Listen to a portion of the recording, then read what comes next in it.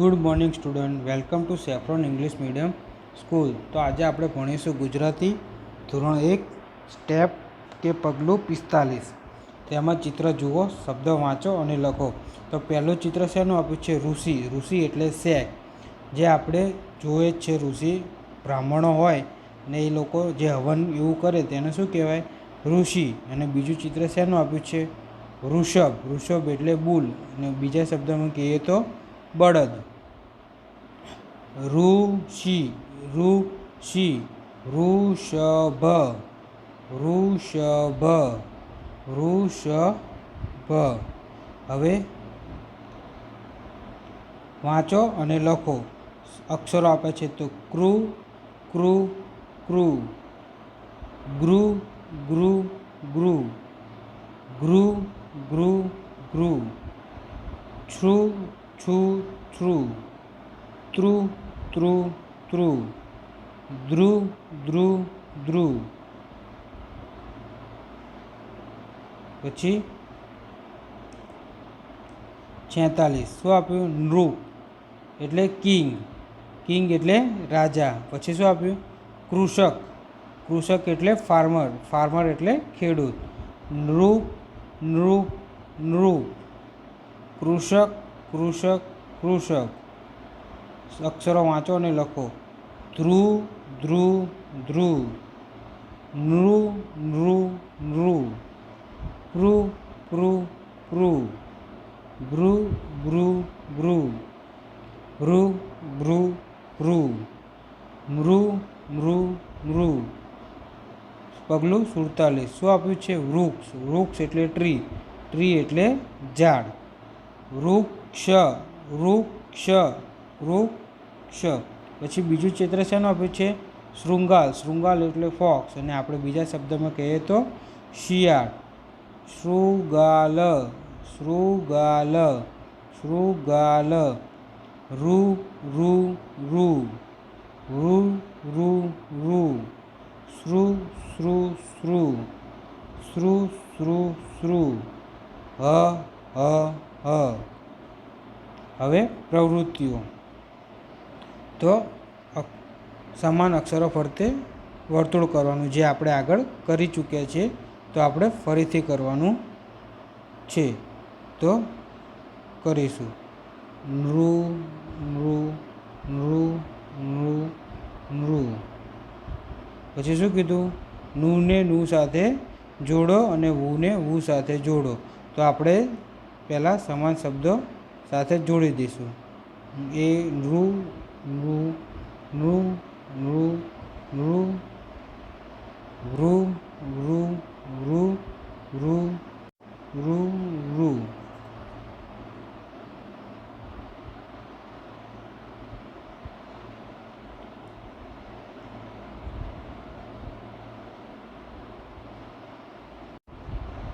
પછી શું? ચિત્રો તેમના સમાન શબ્દો સાથે જોડો. તો શેના ચિત્ર આપ્યું છે? પહેલું ઋષિ, તો ઋષિ સાથે જોડીશું. પછી કૃષક. કૃષક એટલે ખેડૂત. શૃંગાલ, તો શૃંગાલ એટલે શિયાળ. નૃપ. નૃપ એટલે રાજા. તો આ થઈ ગયા આપણે સમાન શબ્દો સાથે જોડ્યું. પછી મૌખિક કાર્ય. મૌખિક કાર્ય એટલે ઓરલ વર્ક. તો આપણને શું કીધું? ચિત્ર જુઓ અને લખો. તો પહેલાં આપણને શેના? જંગલી પ્રાણીઓ એટલે વાઇલ્ડ એનિમલના નામ આપેલા છે. તો આપણે તે લખવાના રહેશે, અને જોઈને ચિત્ર જોઈને એ જોવાના, અને એ તમારે નોટબુકમાં લખવાના. તો સિંહ, સિંહ, રીંછ, વાઘ. સિંહ એટલે લાયન, રીંછ એટલે બિયર, વાઘ એટલે ટાઈગર. પછી શેનું ચિત્ર આપ્યું છે? ગેંડો. ગેંડો એટલે રેહિનોસેરસ. પછી ઝેબ્રા, તો ઝીબ્રા એટલે ઝેબ્રા. જીરાફ. જીરાફ એટલે જીરાફ. હાથી. હાથી એટલે એલિફન્ટ. ફોક્સ. ફોક્સ એટલે શિયાળ. હરણ એટલે ડિયર. ચિત્તો એટલે લેપર્ડ. વાંદરો એટલે મંકી. હવે શું આપ્યું આપણને? વાહનો. વાહનોના ચિત્ર જોઈ અને એના નામ આપણે બોલીશું. મોટર કાર એટલે મોટર કાર. રિક્ષા એટલે રિક્ષા, વિમાન એટલે એરોપ્લેન, બસ તો બસ, એમ્બ્યુલન્સ તો એમ્બ્યુલન્સ, સાયકલ તો બાયસાયકલ, જીપ તો જીપ, મોટરસાયકલ તો મોટરસાયકલ, લાયબંબો તો ફાયર એન્જિન, સ્કૂટર તો સ્કૂટર, વહાણ તો શીપ, મોટર ટ્રક તો ખટારો કાં તો ટ્રક, બળદગાડું તો બુલોક કાર્ટ, ઊંટગાડી તો કેમલ કાર્ટ, ઘોડાગાડી તો હોર્સ કેરેજ. અંકલેખન તો આપણે શું કરવાનું, ગણો અને શીખો ને અંક આપ્યા હોય તે સામે લખવાનું. તો શું આપ્યું, એ ક, તો સામે શું લખવાનું, એ ક, તો એક હોય તો એક, પછી શું બે બેટ આપ્યા તો શું લખશું, બે બે. ત્રણ પતંગ આપી છે તો ત્રણ. ચાર તાળા આપ્યા તો ચાર. પાંચ દડા આપ્યા તો પાંચ. છ સ્ટાર આપ્યા તો છ. સાત આપ્યા હોય તો સાત. આઠ પેન્સિલ આપી તો આઠ. નવ લખોટી આપી હોય તો નવ. 10 શું આપ્યું, પાંદડા તો પાંદડા. ગ્લોસરી, એક એટલે 1, બે એટલે 2, ત્રણ એટલે 3, ચાર એટલે 4, પાંચ એટલે 5, છ એટલે 6, સાત એટલે 7, આઠ એટલે 8, નવ એટલે 9, 10 એટલે 10. હવે કવિતા પંખી બની ઉડી જઈએ એ તમારે તમારી સાથે ફ્રેન્ડો કે મિત્રો કે વાલીઓ સાથે અભિનય સાથે ગાવાનું અને તમારે નોટબુકમાં લખવાનું રહેશે. તો અત્યારે આપણે વાંચીશું અને સમજીશું. પંખી બની ઉડી જઈએ ચાંદા મામાના દેશમાં. શું કીધું આપણે, પંખી બની ઉડી જઈએ ક્યાં, તો કે ચાંદા મામાના દેશમાં. રૂપાળી પરીઓનો દેશ ચાંદા મામા, એટલે ત્યાં કોણ હોય, રૂપાળી પરીઓ હોય એ દેશમાં ચાંદા મામા.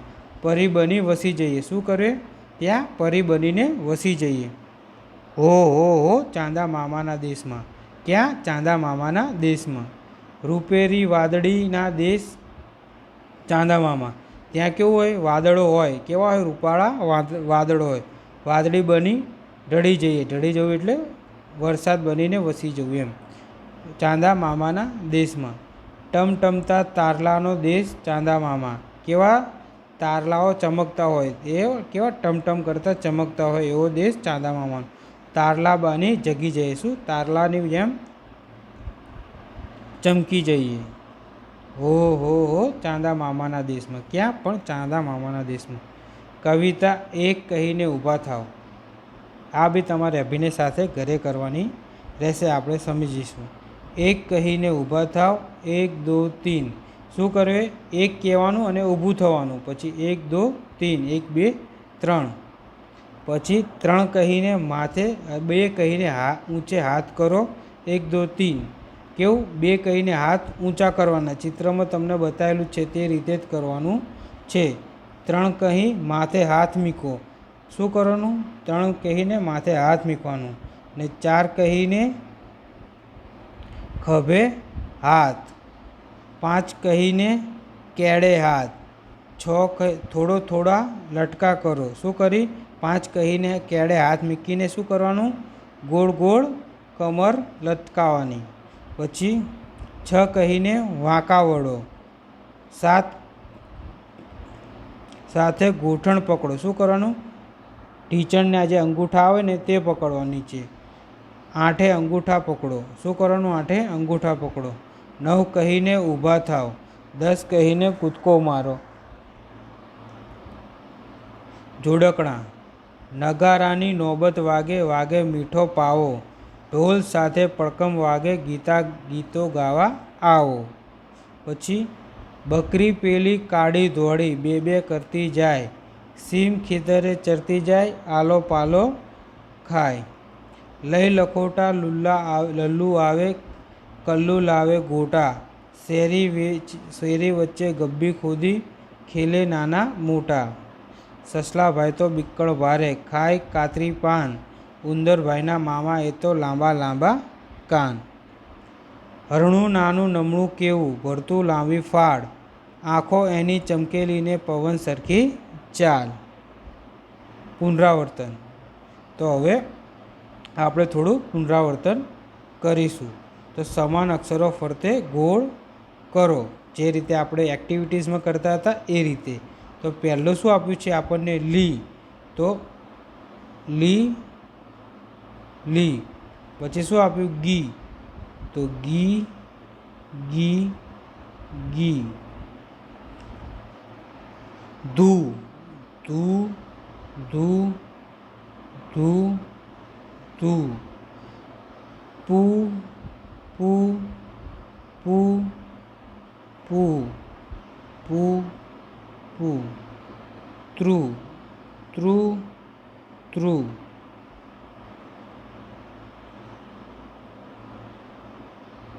ત્રુ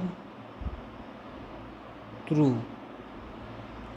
કૌંસમાંથી યોગ્ય અક્ષરો પસંદ કરી ખાલી જગ્યા પૂરો, જે આપણે આગળ કરી ચૂક્યા છે તે રીતે કરવાનું. તો પહેલું શું આપ્યું આપણને છે? ખાલી જગ્યા પછી ર. તો શું થાય? ખી ર. મર ઘી. મધુર. સાહુડી.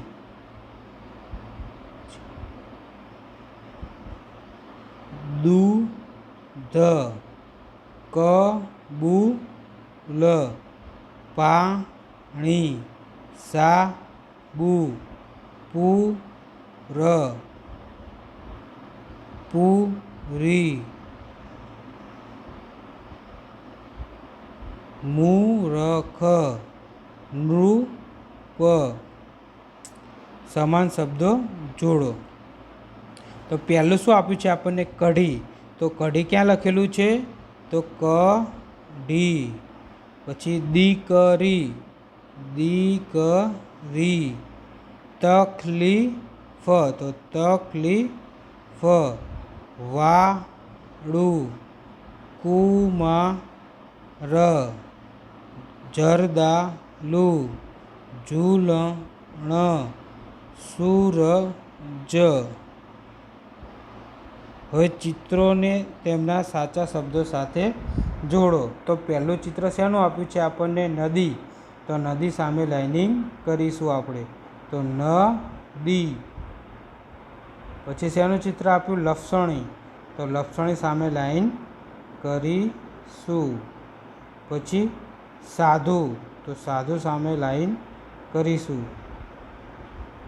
ઘુવડ. તો ઘુવડ ક્યાં છે? તો ઘુવડ.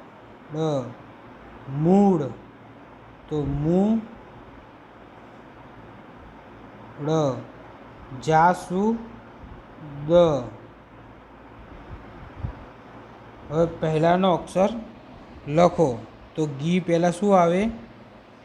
ઘી. શું આવે? ઘી. ચી છી પહેલાં ચી. તી પહેલાં ણી. બુ પહેલાં